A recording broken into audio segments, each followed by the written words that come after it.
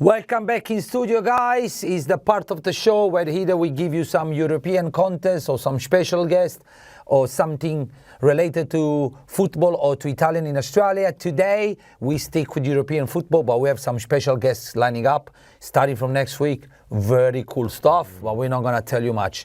Anyway, today is about Champions League, Europa League, and Mickey Mouse Cup.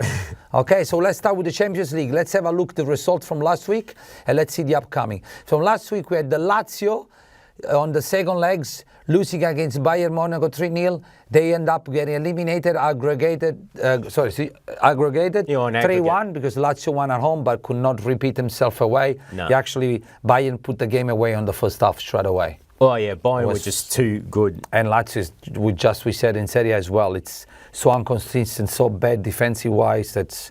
I was surprised that they won the first game against Bayern, to be honest. As we said on the first game, if you remember, we said Bayern might show up once in a bad shape. It doesn't do twice, and the game proved it. But let's have a look, the most important game of the year for me. Tomorrow morning, Barcelona-Napoli, and then, of course, Atletico Madrid-Inter. Now, Napoli equalized at home 1-0 with Barcelona, and Inter won at home 1-0 against Atletico Madrid. I can see Inter qualify. Yeah. I don't think this is Atletico. It's the Atletico that we knew. It's probably one of the last, if not the last season of Simeone there. I think Simeone is another of those coaches that either move on, change it, and take a new challenger. He's been there long. Yeah, he needs a new challenge, and he's been there, I think, since 2012. So I would see him suiting well Juventus, believe it or not. His style would suit you. Yeah, that's what I mean. I don't know about his mentality because it's kind of an enemy for Juventus. So yeah, I mean, being a former Inter and Lazio player.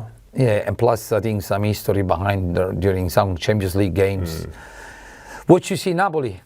Napoli, look, I think Napoli can still spring a surprise. Don't know about the score, obviously, but I don't think Napoli is down and out. I think, it looks like Osimhen and Kvaratskhelia, they're getting back into form. And if I'm not mistaken, I think Barcelona are going to be missing Pedri for this game. And Pedri and De Jong, I think. Oh, yeah. Well, two important midfielders, so it's going to be hard for them to play. Let's hope tomorrow morning when we get up, the other 12 is going to be missing because they went partying, they're drunk, Yeah, like Greece anyway, before. I give ourselves a 30% chance. That's a good chance for me, 30% chance. It all depends if we manage not to conceding too many attacking play from Barcelona because we have been still shaking in defense. All right, European League. So, Vito, what we got? I'll leave you the joy of reading this because I want to keep the ice cream cup for myself. Okay, man, no problem. So, in the Europa League, Sporting held Atalanta to a 1-1 draw, and that was played last Thursday, oddly enough. Then on Friday, Roma just smashed Brighton 4-0, and AC Milan got a 4-2 win against Slavia Prague. Now, Roma smashing Brighton, De Zerbi, all this hype about English football, the Premier League, but then you check the coefficient, Premier League is third behind Italy and Bundesliga by far. Every time we face them, tactically we smashed them all the time, except for Manchester City, which is a team that do $1 trillion is winning not because they're tactical, it's winning because the names on the roster.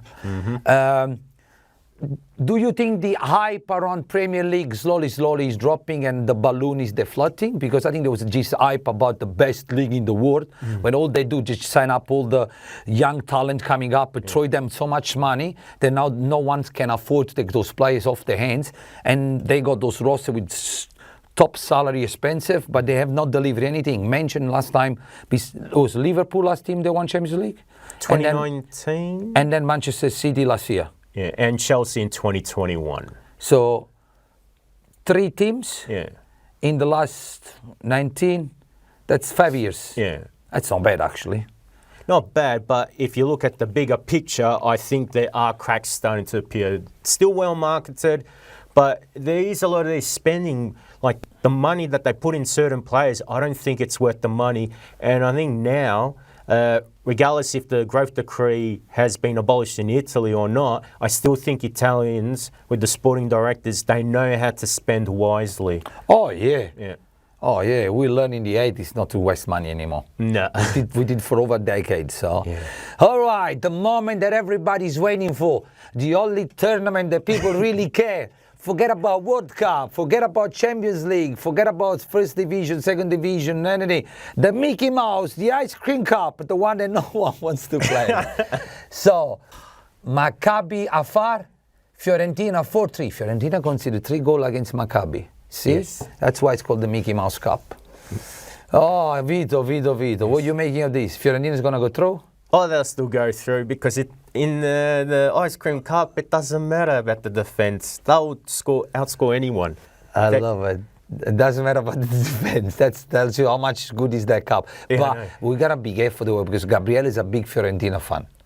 He might win this cup, and we need to do a special episode just on Fiorentina winning the Conference League. You have to call it Conference League when it's Fiorentina, otherwise Gabriele get upset.